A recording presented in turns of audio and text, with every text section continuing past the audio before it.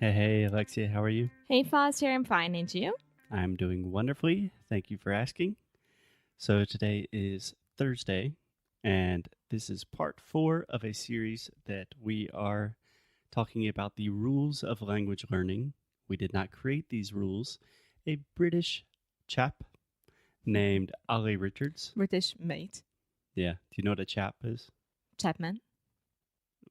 What? Chapman.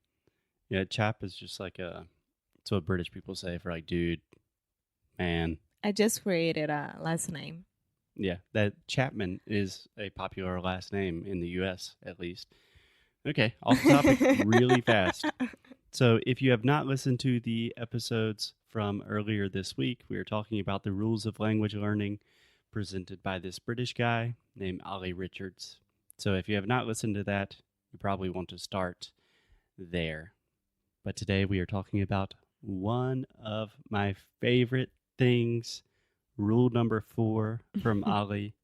He says, don't learn grammar until you need it. Yes. Alexia, Oh. first impressions. Well, my first impression is that in any traditional English course, you're gonna be learning grammar as like the most important part. Yeah. And if you ask me how did I pass during the exams and things like that, I would say I don't know because I don't remember any of the grammar that I studied. In Portuguese?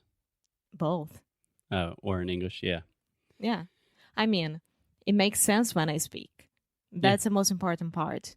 Yeah, you just intuitively understand.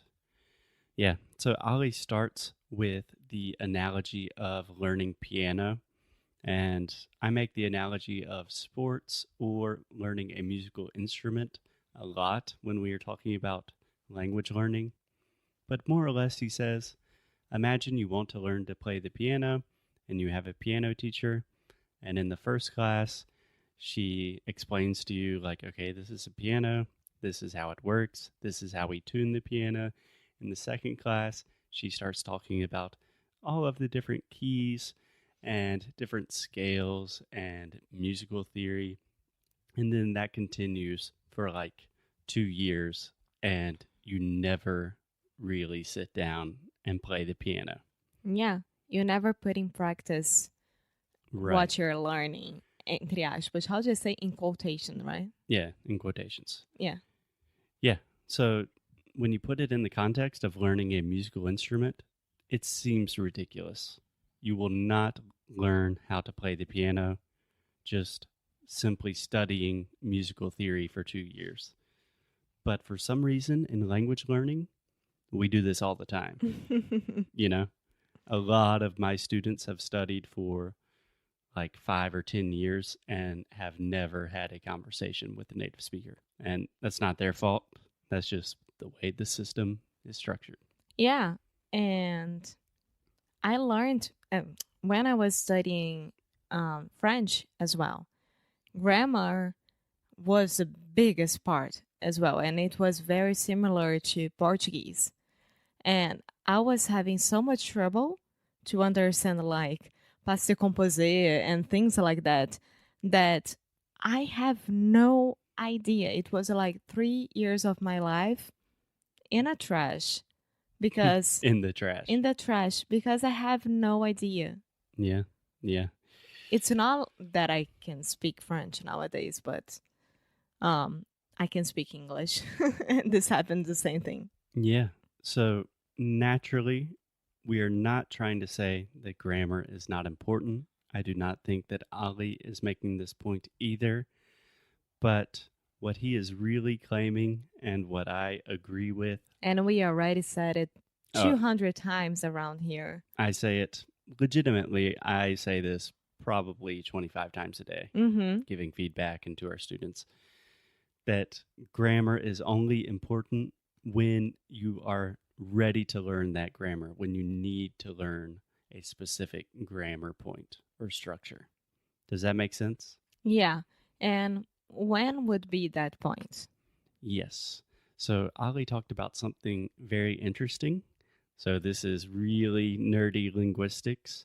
He talks about the zone of proximal development, which the technical definition is the zone of proximal development is the difference between what a learner can do without help and what they can't do without a teacher's assistance.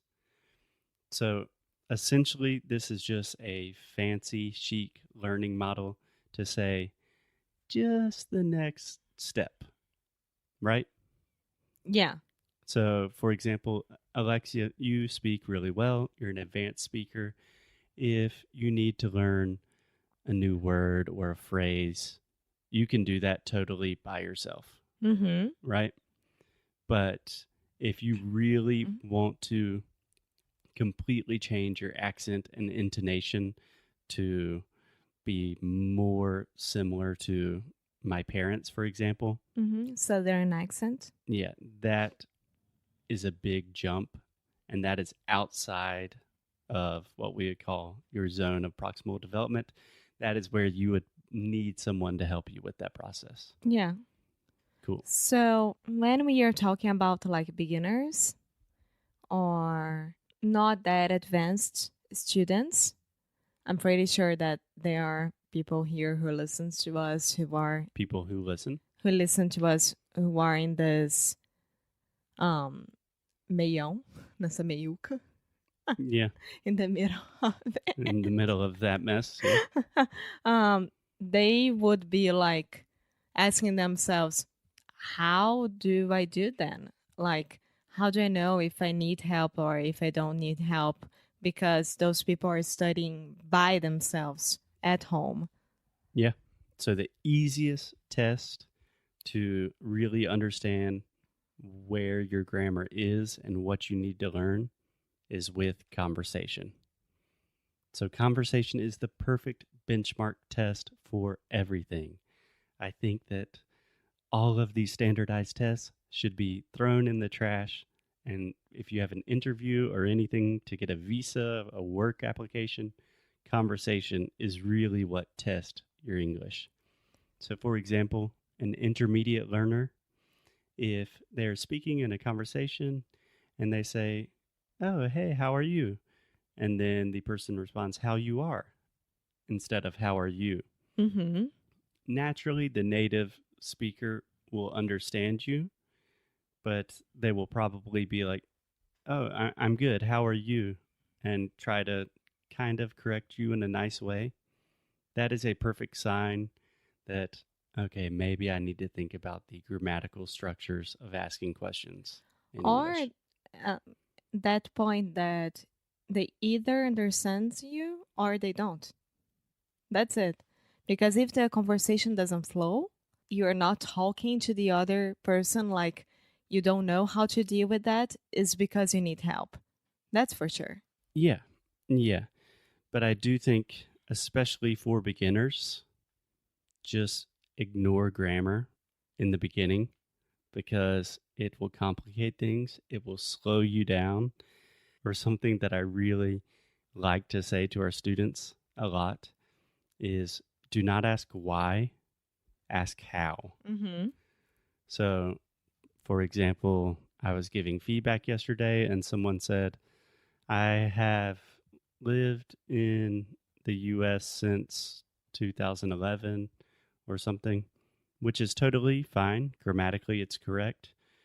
But I said, the most natural way to say this in English would probably be, I have been living in the US since 2011. And don't ask why we do that. First, you should ask, okay, how do I do that? What'd you say? I have been living. Okay, let me practice that. Train that. And then when you really start understanding it and it's just in your head, you probably will not have to ask why because you will understand intuitively. And that's a good point because the next episode is the perfect link for this. Oh, yeah. We did that on purpose. Yes. Kind of. So, are we good? Yeah. So we have talked about this before. Do not ignore grammar. Don't think that we are saying just, I'm pretty much saying that Yeah. No, but grammar is important, but you have to know when to learn it. When to put it in your life is not the most important part. The most important part is to communicate. And then you're going to see what are your mistakes and what you need to really focus on. Yeah. I mean, when students are really, really focused on grammar and they will not stop, like, They forget everything else. yeah. But for example, if I have a student who's like, I need to learn the present perfect, and I'm like, oh, I have traveled to the beach. They say, why do you say I have traveled and I've not traveled? And then I say, okay, think in Portuguese. Viajei para a praia. If I just say, why'd you say that?